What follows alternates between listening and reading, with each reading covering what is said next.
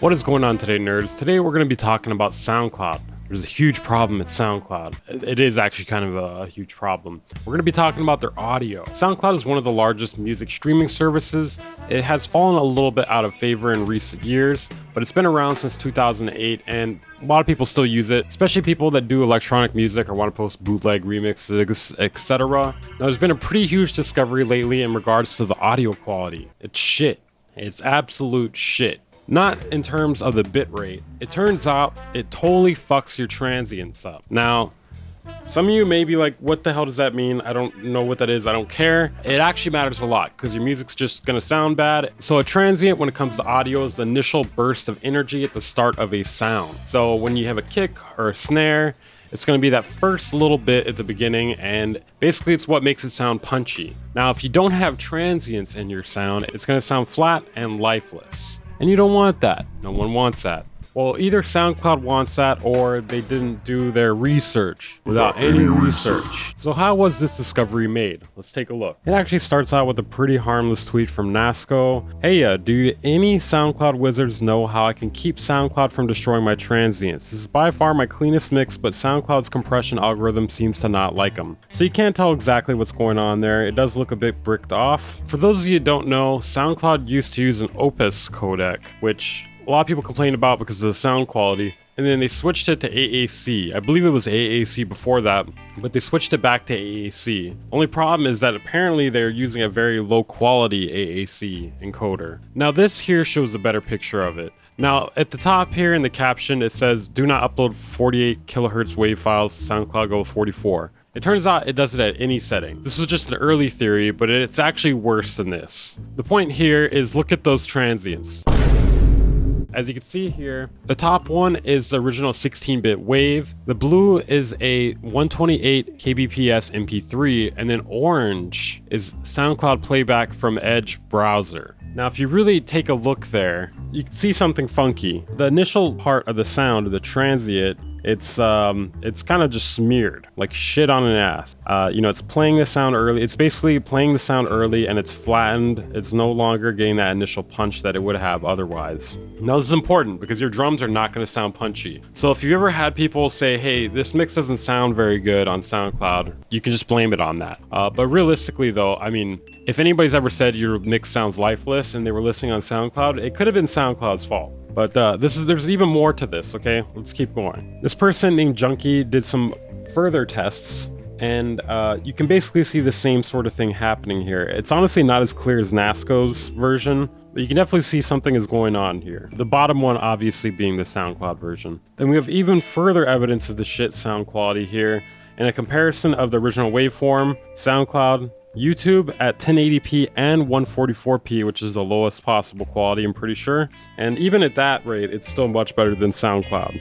This guy Offseat did a test, and he noticed that Offseat also did a test, and he noticed for some reason that the transient smearing only happens in the web browser. And it doesn't happen on all of the transients. It seems very random. Now obviously the sound quality on SoundCloud not being the greatest is not really news, but it is news that it completely obliterates your transients. I decided to upload my own test to make sure it's not a fluke. You can tell it's done encoding when it flashes like this. I recorded this audio into OBS since I do not have loopback, but I have no effects on it, so it should nearly be transparent.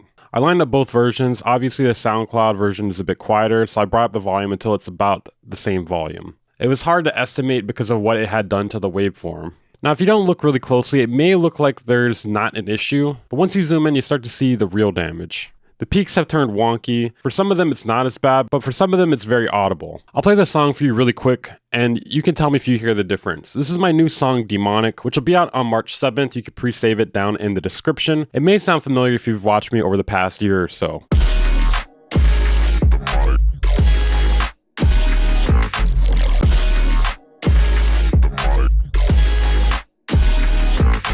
The second one is the SoundCloud version, the first one is the original. Now, it becomes most obvious to me when you solo this specific clap here. It doesn't even look the same anymore.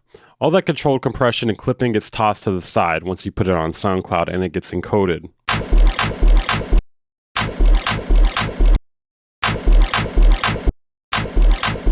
By the looks of the waveform, the same thing is happening. it's adding some sort of noise and smearing the transient. I don't know about you, but I can actually hear a difference in the punchiness on the clap here. So as you can see, this is happening with multiple people. It's not just a single song, and there are numerous things people have tried to fix this. Nasco said he's tried turning it down 6 dB. Again, this sounds like some really nerdy shit, but it really does matter. I mean, you spend all this time making a song, mixing it, mastering it, trying to keep the transients intact, trying to make it sound as good as possible, only for SoundCloud and other platforms to lower the quality. But most importantly on SoundCloud, it makes it not punchy. And in certain genres, SoundCloud is one of the biggest platforms, especially like bass music, for instance. Now, the normal solution here would be to make sure your limiter at the end of your master chain is minus 0.1 dB or minus 1 dB, actually, I believe, or even minus 2 dB. Nasco actually said he even tried negative 6.5 dB before SoundCloud normalizing it and still destroying the transients. Like I said, this is going to be a very nerdy episode today. I don't know if I said that, but it is going to be a very nerdy episode today. But it does matter, okay? It does matter. Don't forget that.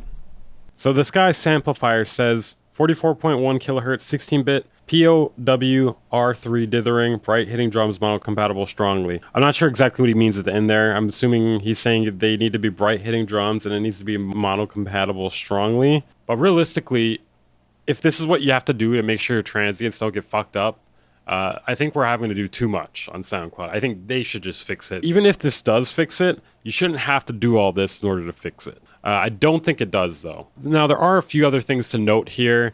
Some of them are a bit troubling.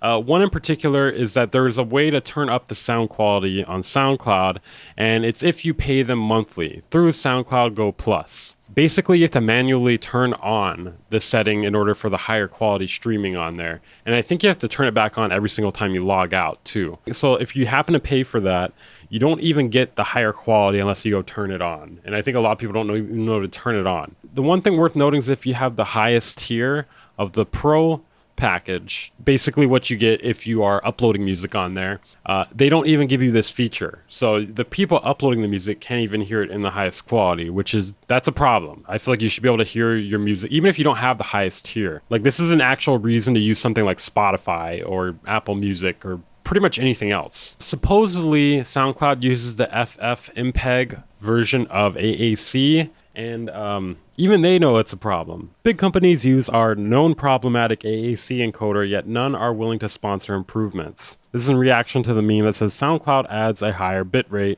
AAC audio stream at 160 kbps for free users. It uses the shitty outdated FFmpeg AAC encoder instead of libfdec AAC, so it still sounds bad. Very nerdy meme. Probably the nerdiest meme I'll ever show on this channel. I mean, I get it. I don't know what libfdec is, but I'm assuming it's better. Without a doubt, the nerdiest meme I've ever showed here. From what I've heard, there's a higher quality AAC codec named Fraunhofer.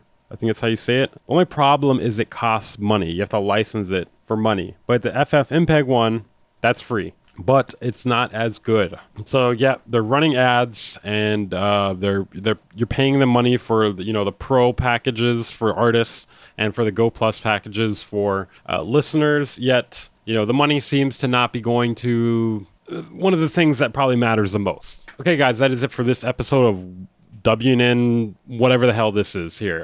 Doing something a little bit different today. Did you guys enjoy it? It was informative. Should hopefully be informative. I don't think too many people know about this. But tell your friends, if you know anyone at SoundCloud, tell them to get their shit together. And if you're uploading to SoundCloud, I don't really know. There's no fix for this currently. I guess if there is a fix, I will let you know in an update video.